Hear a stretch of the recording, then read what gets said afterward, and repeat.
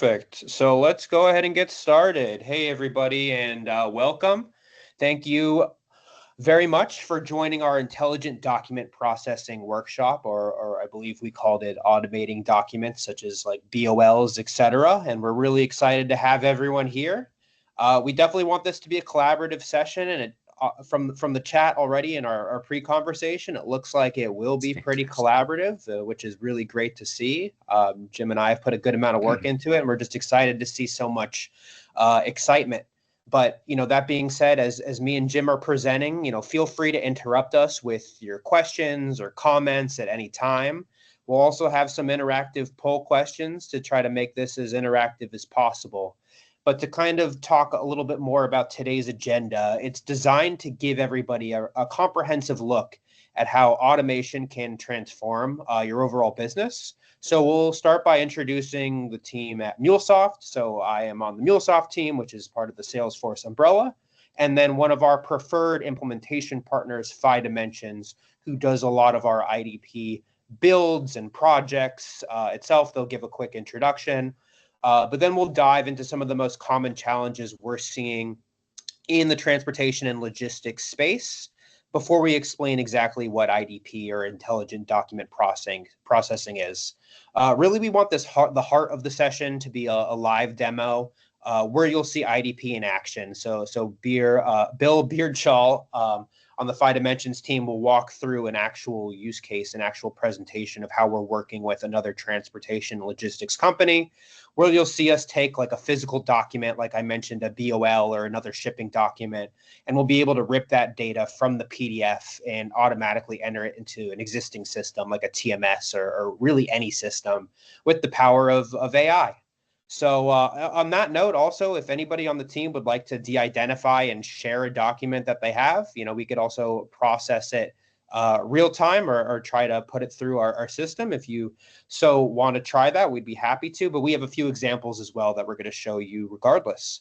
So looking forward to connecting with each of you after the event as well. We'll get your feedback. We'll customize. We can customize the solution to everyone's business needs. This is just one of the many examples of how MuleSoft works, and we have many solutions when it comes to transforming data, and Dimensions is here as well to help along the way. So let's go ahead and get started. Let's go to the next slide. Oh, I am the one controlling the slides, so I don't know who I am barking those orders to. But again, I'm Michael. I'm an account executive here at MuleSoft. Under the Salesforce umbrella. I specialize specifically working with transportation and logistics companies, really of all sizes, from global providers to regional carriers, and we help them, do things like streamline operations, improve data flow, and then driving that automation through integration. But I'll pass this off to the Dimensions team to do a quick intro. Maybe Jim, you started off first. Sure. I'm Jim Andrews. I am the director for our MuleSoft practice. I am based in Sugar Land, Texas, which is just outside of Houston, as I mentioned earlier. And my role is basically to work with customers to architect and really build a integration solution for their business using all of the many platform capabilities that MuleSoft has. I've been working with MuleSoft now for about 8 years, since the early days of MuleSoft, and I've seen it grow. Over that time, the platform has changed and has added new capabilities, including intelligent document processing that we're talking about today, and AI capabilities. And it's really been just exciting to kind of see all of the changes to the platform. About a year and a half ago, I undertook a effort to write a book, and I wrote a book called The MuleSoft Platform Architect's Guide. And it just feels like, guys, sometimes that book is just almost immediately out of date because of how fast MuleSoft moves. The cool thing is it's all foundational stuff that's in the book, but really, this platform is so dynamic that it's just it's always moving forward and picking up the latest and the greatest technologies in the world. And so it's a pleasure when I get to work with folks like Michael Zellen and the MuleSoft team to deliver solutions to our customers. So that's a little bit about me. I'll hand it over to you, Bill, and you can give your introduction. Yeah, hey guys, this is Bill Birchall. I'm a client partner with Five Dimensions. I've got a background in actually eliminating paperwork from field operational processes. So, like way back in the day, we started with mobile apps and optical character recognition, but I'm really excited to show you today. It's really advanced. IDP is kind of a passion of mine, given my background. So, I love solutioning around it and love to show you some examples. We can go on. Perfect. So to give everyone a little bit of background, first on MuleSoft. So MuleSoft was founded as what we call an industry-leading iPaaS provider. That stands for, I'm sure everyone's heard of SaaS. iPaaS is integration platform as a service. So in simple terms, that just means we provide the technology to connect any two systems so data can move seamlessly between them. Like we truly just move data no matter where it is between systems, structured or unstructured. But I'll get into that in just a second. Salesforce actually acquired MuleSoft in 2018 because it just made sense to not only move data between Salesforce applications, but also between any system across an organization. So even Salesforce agnostic, we can move data between any system. So it just made sense given that Salesforce has so much data and we're working with so many customers with so many systems. You need kind of that unified integration layer across the board. So to give a little bit of background on, MuleSoft as a whole, again, before we get into IDP, it's, we're about integration. When I mentioned we can move that data across any two systems, this could be TMS, WMS, your CRM, ERP. We work with all the specialized systems that I'm sure everyone on this call or webinar is very familiar with: CargoWise, McCloud, Oracle, NetSuite. That's just a few that are coming top of mind that we're working with every single day. So our platform helps these companies unify, companies just like yourselves. You see from the wide range of companies that we're working with in transportation and logistics here, like I mentioned, small or regional to all the way to the big players like DHL. And we help unify these systems so that they can operate with clean data. On top of that, we also enable workflow automation. So, not just can we move data between systems, we actually can help with the manual labor and click-based processes themselves. So we let data move automatically between departments and applications. But, what everyone's here for today, IDP, we're going to zoom in on a specific piece of the puzzle, and that's unstructured data. So that's the data that's locked inside PDFs like BOLs, invoices, receipts, shipping documents. And with our IDP solution, we can extract that data, structure it, and then integrate it directly into your existing systems. Really the goal: eliminating manual data entry, reducing errors, speeding up operations. So I just want to say overall, you could think of MuleSoft as that integration and automation backbone, and IDP is just a capability that unlocks document data specifically to flow through it. I'll pass it off to you, Jim.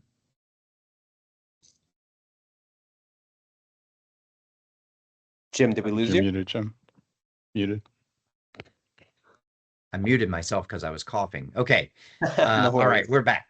We're back live. All right. So just as Michael said, MuleSoft, companies use MuleSoft as that integration and automation backbone. And at Five Dimensions, we help companies kind of strategize or figure out how that's going to fit within their current enterprise system platforms and within their current footprint. And to do that, we look at your current footprint, your current architecture, and then we ideate with you. We kind of figure out what does that future state need to look like? Where do you want to go from here? And what, and then figure out the art of the possible. What is possible tomorrow that's going to make your business grow and grow faster, right? And so that's kind of this advisory and strategy piece that we can bring to the table, and then we implement that. We have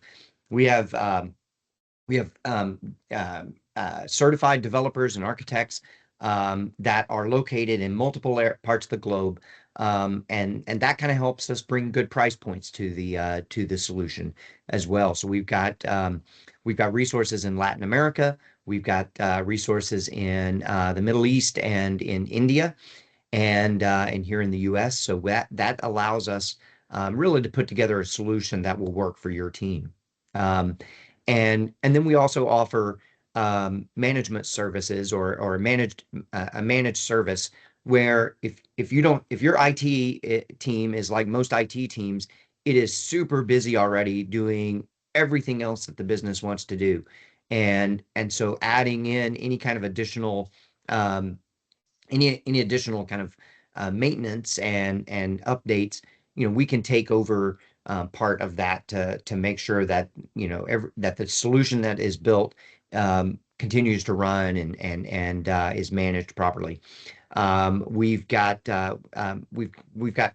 many customers under our belt that we've worked with the MuleSoft team to help deliver solutions for, and I think actually a couple of these customers are on the call today. So I know maybe Jillamy. I think we've got some folks from Jillamy perhaps on the call, but basically we bring a deep level of technical capability, really from the top down, and so we would love to kind of hear what your problems are and the challenges that you have in your business, and any way that we can help, we'd love to be part of that conversation. Should I go to the next slide, Jim? Yes, let's do that. Perfect. I think we're starting off with the poll. Let's make this interactive. Let's start off with our first poll question, right? Okay. It is launching now. All right. So hopefully everybody can see this. And I think it's going to be, Jasmine, this is live. So we'll see kind of responses as they come in, and we won't see the individuals. So don't worry about voting and being exposed, as it were. These are anonymous polls. It looks like BOLs is currently winning. Yeah. A lot of I bill can't of see the ladings. results. What is it looking like? So we've got 40% bill of ladings. Proof of delivery just kind of dropped down to 8%, now 7%. Who's second in the lead? Custom documents is about 15%. Nice. We've got freight invoices and other coming in at 11% each. Nice. And coming in at 7% compliance and regulatory and proof of deliveries. Perfect. If you guys are clicking other, if you feel comfortable, please submit them in the chat on what documents you're having issues with. Yeah, Great just overall confirmations. names. Okay. Yeah, that'd be great. I'd love to see what those custom documents, what those are. Exactly. So, at one point we were up to definitely bill of ladings are kind of taking the are most of the documents that folks are dropping in here, about 46%. We got it up to 50% now. So, all right. Nice. Yeah, good. Jim, do you want to take it from? Should we start with BOLs? Do you want to kick it off from that perspective if it's winning the poll? Let's do that. I think that's the number one pain point. So we want to show kind of how MuleSoft allows you to automate and capture that bill of lading and proof of delivery capture, because between the two of them, those are right now about 66% of the responses. So Bill, is that are we jumping into? We're not jumping into the delivery right now, but I will definitely cover an example that I think will speak to this stuff. So yeah. Okay. All right. Yeah. So some of the problems that causes that you can see here, right, is there's a lot of manual data entry that you're that's effort that you're putting in, and when you're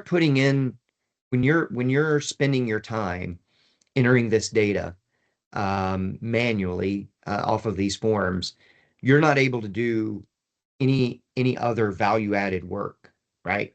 That's and that's true for all of these documents, really. But in this case, it really kind of it can slow down shipments, and you can introduce some compliance risks. Um, how many folks on here, and this is going to be just a chat question, not a we don't have a poll for this, but just kind of a fun chat question. How many are entering their data manually in what I like to call the chair to keyboard interface and never have a data entry problem? If that is you, drop that in the chat that you Give an never end up award. with problems. I don't think we're going to see too many of those, Michael. That is always a problem, and that is one of the things that we try to solve with MuleSoft integration and with IDP is basically being able to pick up these documents, accurately transform them so that you don't have to, and put them in and get that data into systems where you can do something with that data.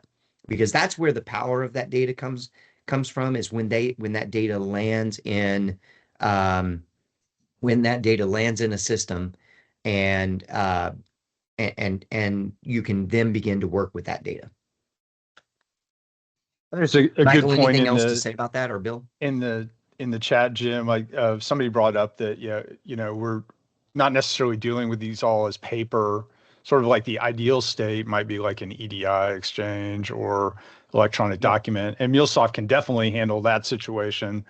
Where this IDP comes in is where paper is persistent. We haven't been able to eliminate that and fully integrate. Yeah, No, exactly. EDI is a great point. Yeah, I mean, today, like we just said, we're focusing on the paper-based, but when we think about how we can help transportation logistics companies from like a wide range of things, like we're just moving data no matter where it is. And one great thing about EDI is that we connect to every system, and it just makes it a whole lot more seamless. A lot of it starts with a lot of these paper-based processes, so it all ties together. That's a great call out. Yeah.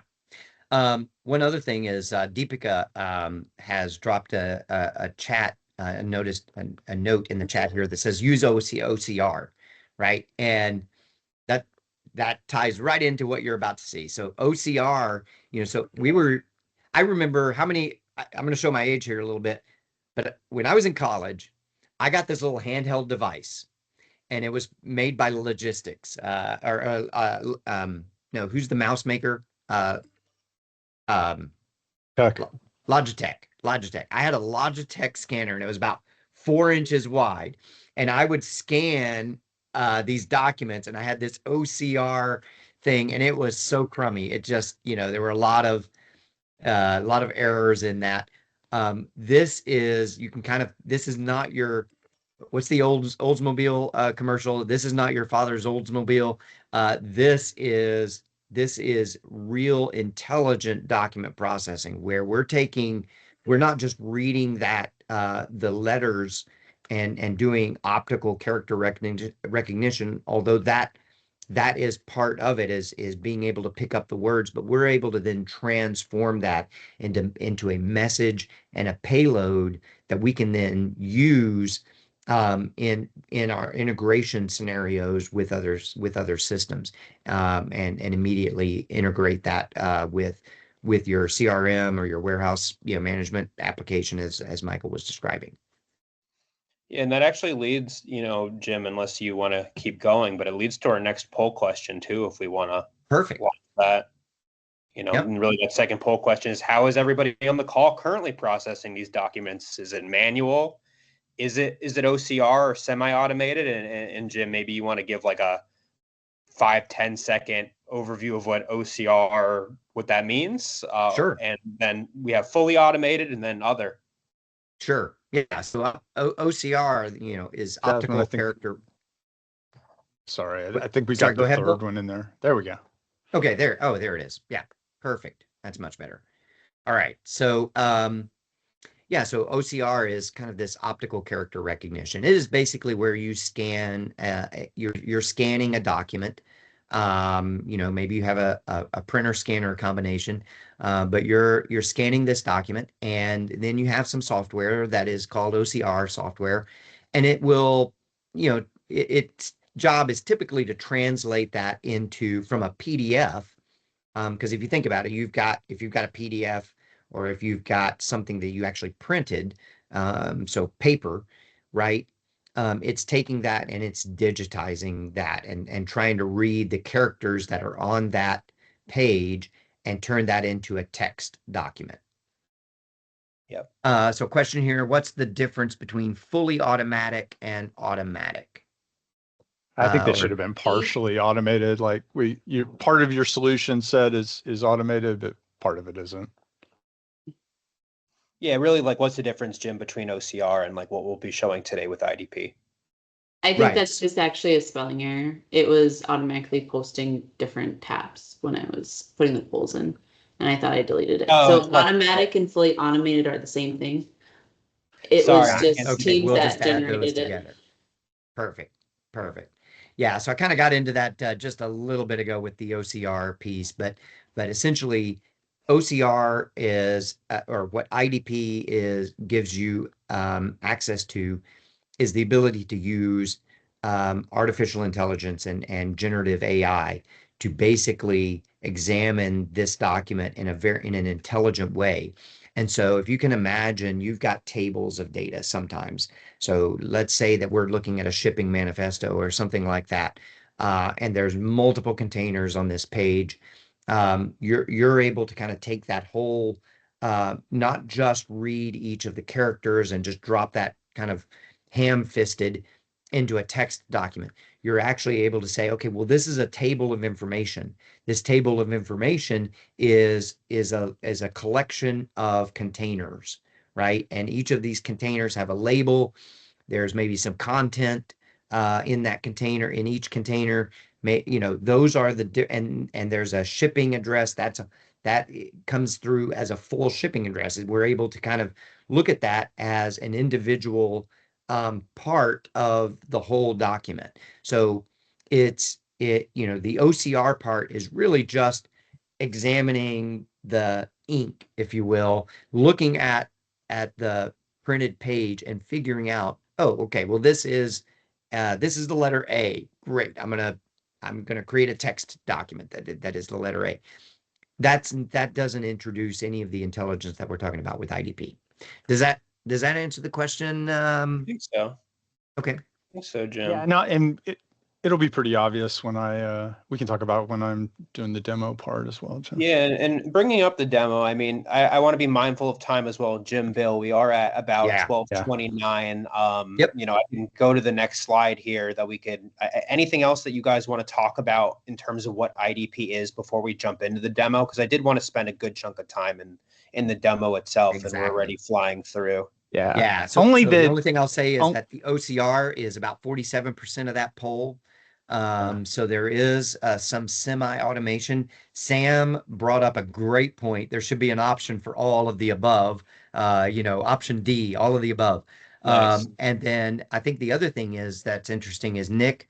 Nick has a statement in here. They're using LLM to extract special requirements from shipments, from broker rate confirmations, along with extracting the typical shipper, consignee, and date time, et cetera, all of those components. So Nick, you'll see a little bit of that today.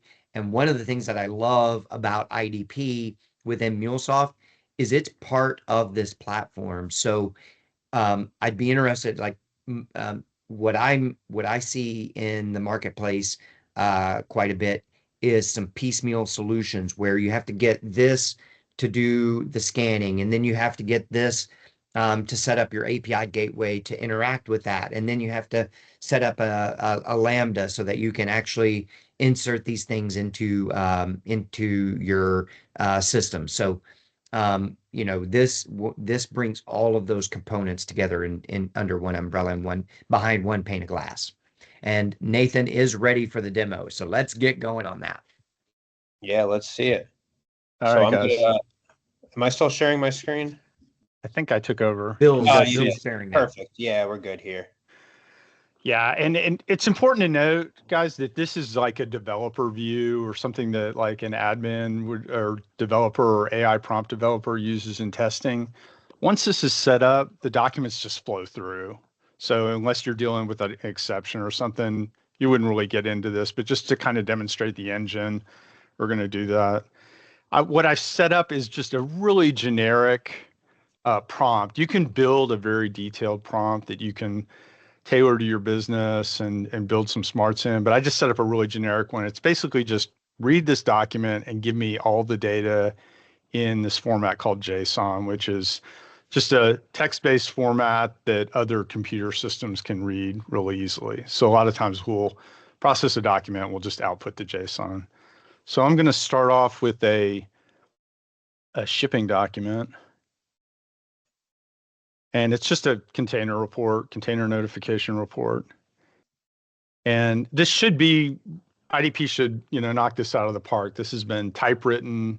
It should be very readable. There's no handwriting on it. It's not an image. On that previous slide, we talked about PDFs, definitely can read PDFs. It can also read like email attachments, or you can even have like a mobile case where, maybe you've got a guy wandering around, he sees a document, he takes a picture on his phone and he SMSs that in somewhere and it gets picked up and processed. So Yeah, there's Bill, a lot of different ways. I see that all the Yeah. time, Bill, is like, how can we use IDP when drivers are on the road? They're taking a picture of these documents. They're putting it into whatever messaging. I mean, we're Salesforce, so we use Slack. And how do we, get that ready, get that information from the picture right away? Another one I see a lot, driver's licenses. That's a big one as well that we're seeing. But sorry, Bill, I got excited when you mentioned No, it's perfect. photos and email attachments and all that stuff as well. Okay, it finished running. Sorry about that. Okay, yeah. Now, again, I'm kind of in a developer view. It just gave me back a big chunk of text. I'm going to switch over to an editor just because it did a little bit better job of seeing it. I don't know. This isn't going to be like super beautiful, but one thing. This is not the one I wanted. Sorry, real quickly. I will, what I'll do? I'll just copy it out of here and we'll redo it. So I'm going to copy Bill, that data. While you're doing that, I'm going to answer, I'd like to verbally answer Karuthika's question. She posted and Michael's already said yes.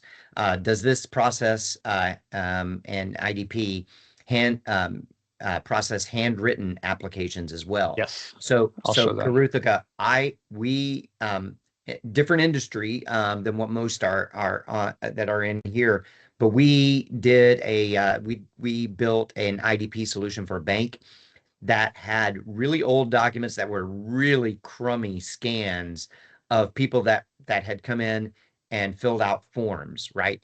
They'd filled out these forms for to open accounts and it was all handwritten stuff and the scan quality was terrible and they were checking boxes and stuff like that. And IDP is able to scan that with pretty good confidence level. And Bill's going to show you kind of confidence level here in a second. But they were able to scan all of those things, or we were able to process those documents using IDP and prompts. Yeah. Yeah. So like I said, it did a great job on here. And this is maybe where you can start to see how it differs from OCR. If I were doing an OCR document, the format could never really change. I need that field to be in a particular place so that I can map it back. This one was, it's smart enough to go, hey, everything in this column is a seal number. So it broke down the individual containers. Now, where it gets kind of neat is like, I'm looking at this as a person. I'm like, hey, these containers are all gluten, but I don't see that. And the reason it didn't return that is like, I didn't really tell it that. So what if I modified the prompt and I said, hey, everything's grouped and to get it into another system, I need to know what the content is. And you can do that really easily and you can edit these prompts. So I'm going to modify it. I'm going to tell the AI something else. I'm going to tell it containers are grouped by their content. So let me know what the content of each one is. And then I can also do things like unit conversions or sum or transform the data. So I'm going to say, hey, give me the total number of containers and also just sum up the weight. I want to know like the total weight of everything that's delivered. So I'm going to update that, save it. I'm going to run it now.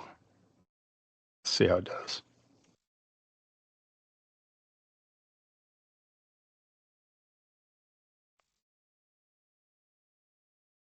And it takes a while. The important thing to note maybe is that it's not instant. So it does take some time to run. Normally what you're doing is like batching these up or giving it a little while to run, but it runs in the background. You can get it, fed to the system when it's completed. You can tie into events like that or get a notification back that it's been processed. They can also do things like retries if it has a problem or something like that. Okay, so it ran. If we look down into a container, we can see, look, it added this little content field. So, this container contains gluten, et cetera, et cetera. If I go down, further down, I can see that the contents of the other one. And then at the very end, it said, hey, there were 17 containers, and here's my total weight. So pretty neat that you can sort of conversationally give it some instructions. That's a pretty easy one, right? So that's, I say easy, but that was typewritten. It's easy for IDP to read that. So, we talked about handwritten ones. Let's look at that. Yeah, because I do, Jim, you're on mute as well, just to let you know, because we do have some questions in the chat as well. I know that Karuthiga. And there is one a handwritten one in the chat that Karuthiga gave as well. Bill. Okay, awesome. Yeah, we have a sample. We have a somebody who took us up on our offer to provide a document, and we will try to pick that up and build an IDP prompt around that. And give us just a bit to run through this other stuff. The other thing, Bill, is if you can get that, if you could copy the prompt that you're using there and paste that into the chat. Sure. That was something that Sam asked for. Yeah. Again, this is it's a super simple one. We've done really sophisticated ones where we exactly specified the output that we wanted or added a bunch of special conditions. On this one, it ran, we got the data back. Let's see. And that's great, but maybe there's something, so that's good to see that it can handle an image, just a snapshot. But maybe what I really want to know is just, hey, I want a process that flags anyone that weren't signed by the driver for review. So, I can add a condition for that. So I'm going to do that. Get back to the field. Sometimes this is a little clunky.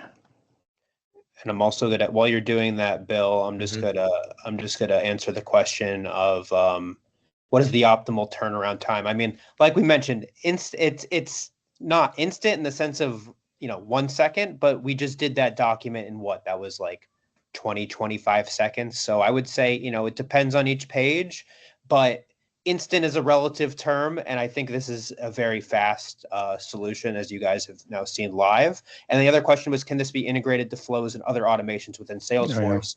Absolutely. Like the whole point of going back to big picture here is the data within these documents. We're taking it, ripping that data, putting it in a digestible format that this can go into any system, whether it's Salesforce or not, whether it's your TMS, like I mentioned, CargoWise, McLeod, etc.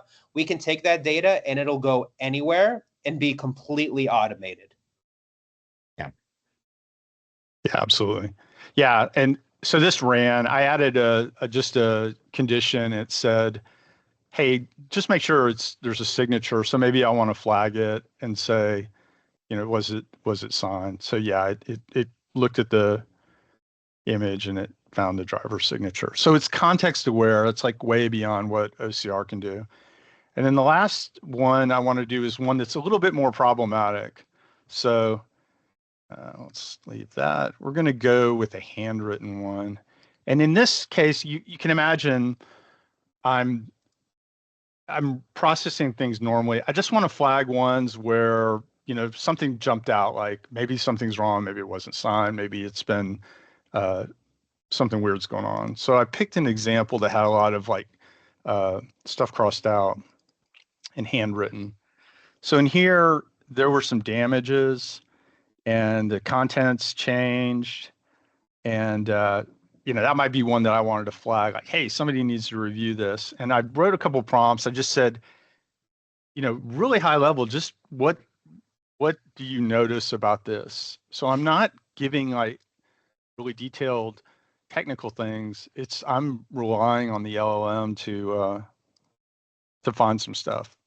Come on, guy. And then the other thing is then I just would set a flag that, hey, this needs to be reviewed. So let's run that and see what we get. So one of the things that comes from this is really a non-deterministic answer, right? Like, so that kind of a prompt where you're saying, you go back to the field one there, yeah, at the top of that, Bill, can you include any observations? That's a wide open question, right? I mean, that could really be anything. So what you're doing is you're opening it up to say, I'm going to deal with a non-deterministic answer that the AI engine is able to look at this document and figure out, hey, something's not quite, this is not an expected thing for this form, and here's what it is. And now you're able to kind of take some action on that. Go ahead. And you can see what's impressive to me is not only did it pick up that there's some handwriting, look, it picked up that the temperature did not meet the delivery conditions. So it was supposed to be at -10 and it was actual temp was 1 degree Fahrenheit. So it flagged, something that's, Yeah, not, I mean, we're just taking this to the next level by, of course, it's amazing to be able to take the information from the document and put it in any system or any format that we need, but we're also able to ask these questions on top of that using AI. Yeah. And you guys mentioned a confidence threshold. Here it flagged, it said, hey, I've got a 50% confidence with this document, with the data, because I'm seeing some things are typewritten, I'm seeing some things are handwritten. So you can kick out based on that threshold, or you can set some trigger conditions like I did there.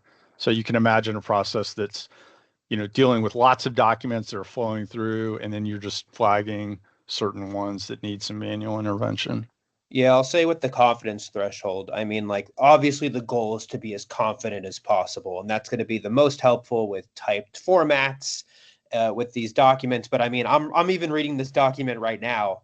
I mean, I think if we took a poll amongst the 40-ish people on this call today, it is difficult at times to read these handwritten docs. So what we want with the confidence threshold is that this will just alert your team of anything that the system's just slightly uncomfortable with, and you could set that threshold range so then your team can manually look through it. So it just gives you a kind of, I'll call it like a stopgap or a backup process in the case that you want to be as accurate as possible with your data. It'll let you know that there's something that maybe would need another look. Here's the example. You guys want to try to run it real quick? Yeah. Yeah, so this was provided in the chat. So if we just run this, Excellent. again, really generic prompt. Yeah, and thank you for providing that example. We love to see the collaboration and this to be interactive. Yeah, so I can say that in the bank example, I could show you guys some examples that were just almost unreadable, but IDP did pretty good job. We had scanned documents dating from like 10 years back and really poor quality scans and everything. So let's see how it did with this. I'm looking at those. I mean, somebody's got way better handwriting than I do, Yeah, because I'm that's looking at great that form and handwriting. every letter is in the box. There's not really anything that kind of shifts outside of the box. Yeah. So that's Well, kind I of gotta say interesting. it didn't do a great job because it didn't sort of recognize these as fields. You could train it though. You could tell it something like the fields on this form are the field name is above a box and the data will be in the box, and it would probably run a lot better. I think, and looking closer at this, this is an interesting document, and whoever provided it can also give some more context, but it looks like it's a sample just for the sake of a sample. So it's almost just looking like it's repeating the two. Oh, right. So I think that it's actually taking, though, what you can get from this is that the handwriting at the top, where it actually has a date field, a city field, state, etc., and it's ripping that perfectly. But for the example here of 3752, and then it's just 3752 again, I think it's just getting caught up because it's the same thing twice. It's not registering as a field, for example. Like if it said order number, or if it said, the quantity, it's more likely to pick it up. But oh, sorry, she mentioned that, Karuthiga. Thank you. You said you brought this from the web, but you do have a lot of handwritten apps. Perfect. So I hope we showed that. At least this is, picking up the actual fields, but this is, exactly to your point. So Bill has been modifying the prompt just a little bit while we've been talking, and we're going to see what else we can get. Yeah, it looks didn't like do it's much still picking better. up the same. Yeah. I think it's all the stuff up top, Bill. You've got like that prompt has a lot of stuff above it, like in the example output. I don't know if that can be modified, but if you want to change that, but maybe you could find the comment down at the bottom. You probably could. You can provide it examples and it will get better at it. Yeah. So that's probably what I would have to do, but yeah. Another thing we've done before, we did it a lot with the bank forms, is like common misspellings and stuff, or like where it would interpret a 1 as an I or something. And we put special instructions in there that kind of auto corrected all that. Yeah. And then, the transportation, side of things, we've worked with, also, where the truck drivers are leaving a note, right, for, with the proof of delivery. And so you've got to, maybe the what's being delivered is different from what was expected, right? So they're making a note that says, hey, it should have been this should have been 2 pallets, but there's only 1 pallet. And so we're changing that out a little bit there. So, I think with all of that, we got a couple more questions in the chat as well, Jim. Yep. I know that Sam, I want to go back to his first question. If Bill, you can pop in that prompt into the chat for him, that would be great. And then if you guys can go into more detail on how you can train it as well, that'd be super helpful. Yeah, Michael, you want to talk about the multilingual aspect of this? There are some additional languages that are currently certified with IDP. Yeah, I'm actually not too certain. That's a great question. I can get back to you, Vivek, or if anyone else on the call knows, please feel free to jump in. I just haven't had the experience there, but I'm sure Jim, you mentioned that there's some other languages that are possible. Yeah, I know. I'm trying to think. We have some experience, I think, with Spanish is one of the languages. But yeah, we can get that list as well. Yeah, we could definitely send that over to you, Vivek. And Vivek mentions that Spanish is really top of mind for him, which I know is, yeah. It's the full list is English, Spanish, French, German, and Portuguese are the current supported languages. Thank you, Jim. So we do cover Spanish, yes. Yeah, those are fully supported. Other languages, there may be some level of comprehension and extraction, but for the most part, so those 5 that I listed are fully supported. Perfect. And then Jim, do you want to get into that question about how to train? Sure. Yeah. So when part of that comes into the interface that Bill was showing everyone. So, just kind of describe that just a little bit really quickly. That is where that training happens. And so you're taking these different sample documents, right? And the more samples that you can bring in and pass through, that's going to help train that engine to recognize the different things that are on those fields. But then it's about building that prompt, and prompt engineering is the new development world, I think. I mean, everybody's working on how can I best create a prompt that will make this chat this, that will let Chat GPT or Claude or whoever give me the best answer. And so really it's working in that tool and developing that prompt to get you the answer back, or the result set that you want. Exactly. I wish I'd have paid more attention to grammar and all of that stuff in my English classes, right?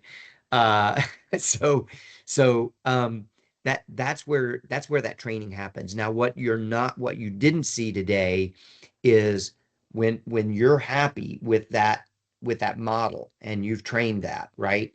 And so now, you've written the prompt and everything looks good.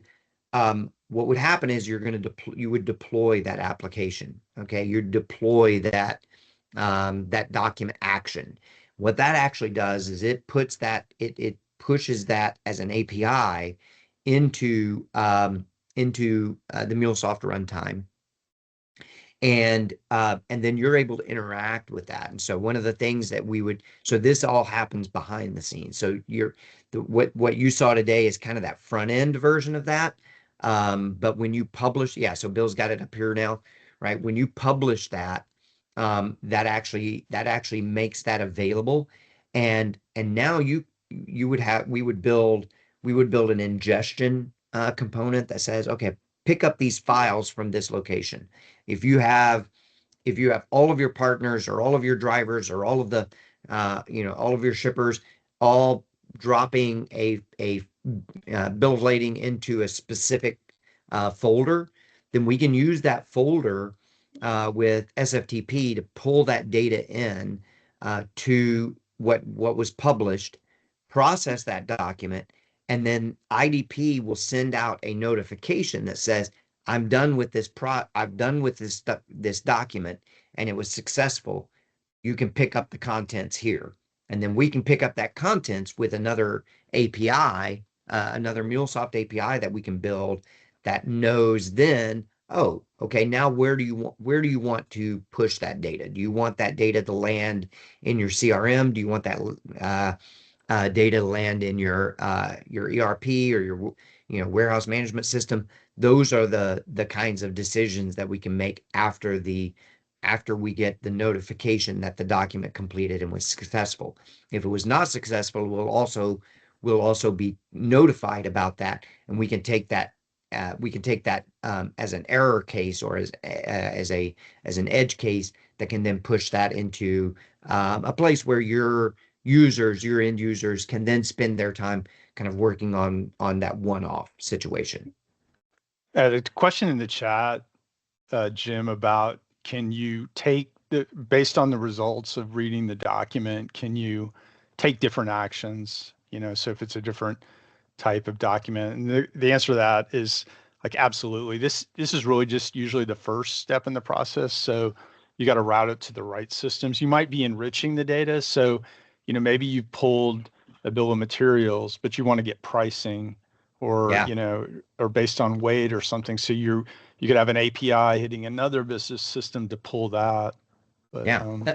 Imagine you want to split the document. So you can read this document, and then the API that gets the result, or the application, we would build an application or an API that gets that result, and maybe part of that needs to go to your inventory system to maybe reduce or increase your inventory, but the other needs to go to your billing system, right? And be able to process, if you've got some financial implications of that document. So there may be some places where you can take the data that comes from that. Think about it like this is just becoming that human in the middle, but it's automated. Because so the entry of this data is super important, right? That's why people do it all day long, right? People are handing somebody a document, they're typing it into the system. What we're wanting to do is make that more accurate and be able to do that in an automated way so that those people don't, because the data that's on these documents is super important. Otherwise, we wouldn't need the documents, right? What we want to do though is do this in an automated way that increases the quality of the data so that we can trust the data that we're seeing, and then frees up staff from having to type all of these things in, to be able to do more value added tasks than just typing into systems. Does that make sense? It does. Anything to add to that, Michael? No, and I want to be mindful of time. We have, 4 minutes left. I think, Jim, you crushed it. I also want to just emphasize, in case anyone didn't see it in the chat, that that Bill did take this document and translated it to Spanish real time, which is great. I see a comment from Nick. This is cool stuff. Awesome. Glad to see. Oh, great. You've also built a lot of the stuff in-house already. That's awesome. One comment I did want to piggyback on is we don't use Salesforce, but nice to see.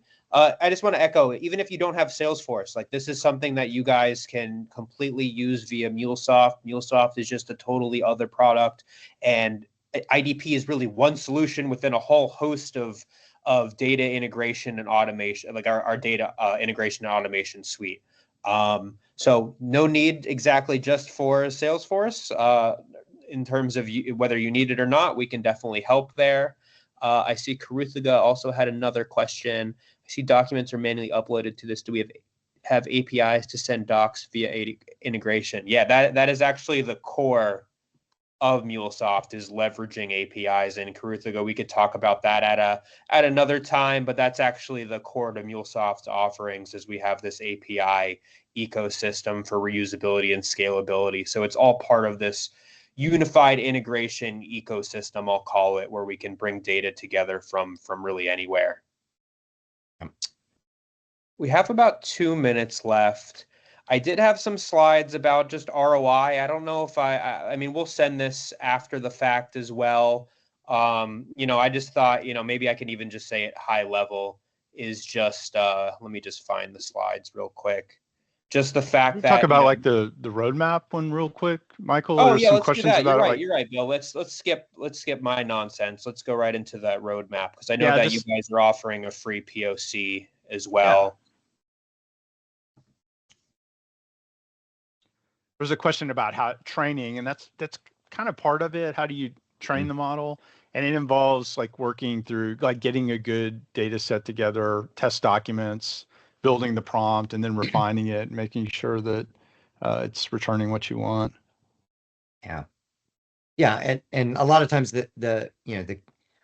we have found success in kind of starting small with a pilot, and then expanding that with other documents. So as you get better and better at creating these prompts and really understanding your data, right, and understanding your systems, then this gives you that opportunity to kind of start with one little small part of it, so that then you can kind of grow into that, right? You want to do a presentation on mode on this one, Bill? Let me see if I can. That'd be great. Is that better? That's perfect, right? So we would start with kind of a phase one, like identify some of the documents that provide that biggest return on investment, right? Most of you guys were talking about bill of ladings as being 50% of you guys kind of identified that as the main thing, right? So start with that, right? Start with something that's going to have a big impact, and then move into some of the things that may involve developing some additional components, or maybe where there's a little more complexity to that, where you're needing to take data from there and save that data in multiple different systems, right? And so that, over time, you're going to get to a place where you've got most of your documents that are now automated, and you're not needing to touch those. I think the other aspect to that, kind of across all three of these, is locating that data, right? So are these documents that are coming in via email? Are they coming in via SMS messages like Bill mentioned? Or is somebody dropping these documents into a folder, a file folder, so that you've got so that we can use secure FTP to get those documents? Those are the kinds of questions that we ask throughout all of these all of these steps, because that's the piece that we build outside of the IDP engine that actually helps provide that extra layer of value in integrating the data that comes from those documents into your native systems, so your current line of business systems. And as Michael said, Salesforce not required. So if you've got your whatever your enterprise systems are that help you run your business, this plugs directly into that, and does not need doesn't need you to switch over to Salesforce CRM. Yeah. I know we're at time, guys. The neat thing about IDP too is that we can run it in our environment, or we can even do trial. You can get trial licenses. It's easy for us to show you your documents in action and walk you through a ROI calculation. And in my experience, a lot of times these projects can pay for themselves, so you can kind of ease into it. And as you start taking on more and more of it, you can show the cost savings to easily justify it. Cool. Michael, you want to wrap us up? Yeah, I think we're at time. Maybe we just go to the last slide. We'll give our contact information.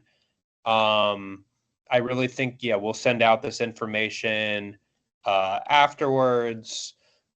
This is our contact information. We'd love to help customize this to each of your organizations, but we'll definitely be in touch. And if you have any questions, again, this is our information. Thanks so much for taking the time before Labor Day weekend and during your lunch.